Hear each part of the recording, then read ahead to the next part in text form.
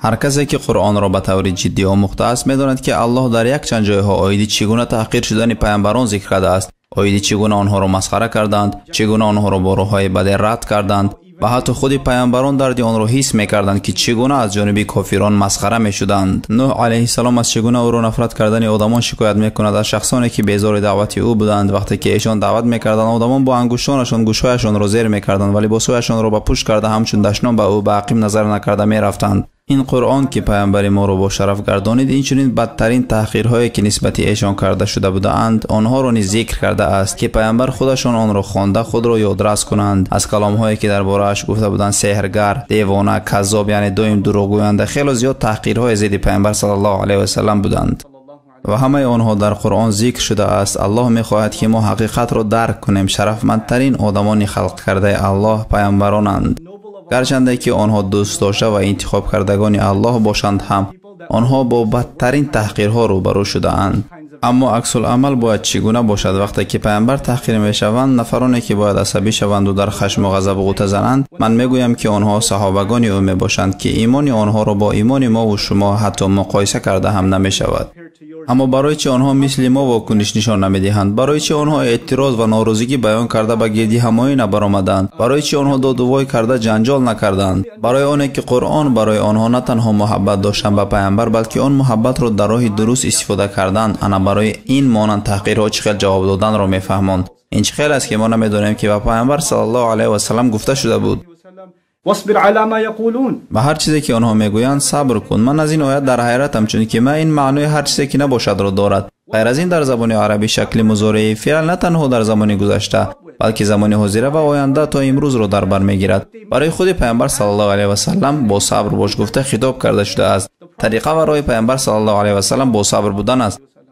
کجای قرآن با عصبانی و غضبناک شدن امر کرده است؟ اگر ما برای این گونه شخصان یگان مناسبت کردنی باشیم این هم دلسوزی است و خلاص. برای این گونه شخصان دل ما میسوزد. آنها با پیامبر ما یگان زیان نمیرسانند چون الله سبحانه و تعالی پیامبر ما را عزیز گردانید، شرف و عزت داد که از آسمان ها نازل شد. پس هر چیزی که در زمین است به این شرف و عزت یک گرد هم ضرر رسانیده نمیتواند.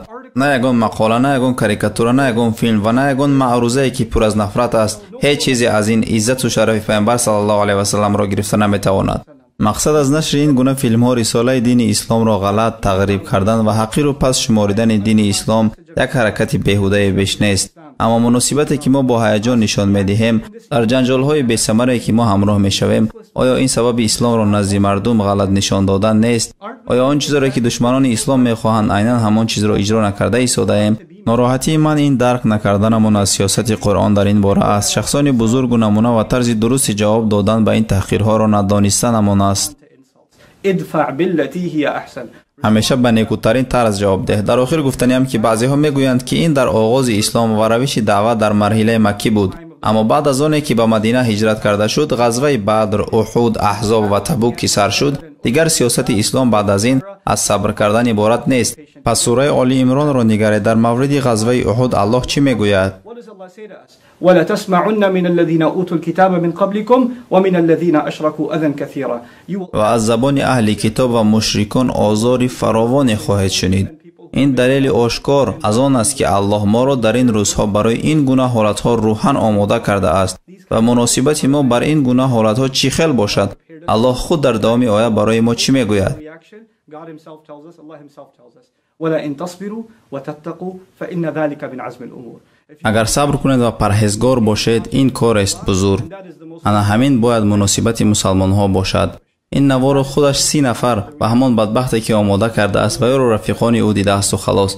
اما ما باشیم هر خیلی سخنها گفته آنها را برای آمد تبلیغ کرده ایستاده ایم.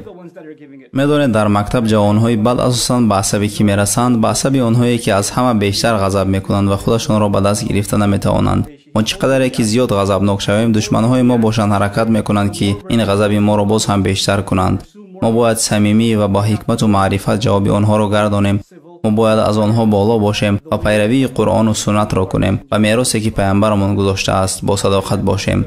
امید دارم که این مراجعت من به تمام برادران و خواهران جوانی که از این سبب غضبناک شدن رفته میرسد و دعا میکنیم که الله غضب و نفرت آنها و شما را به یک چیز خوب مبدل گرداند. بارك الله لي ولكم. السلام عليكم ورحمة الله وبركاته.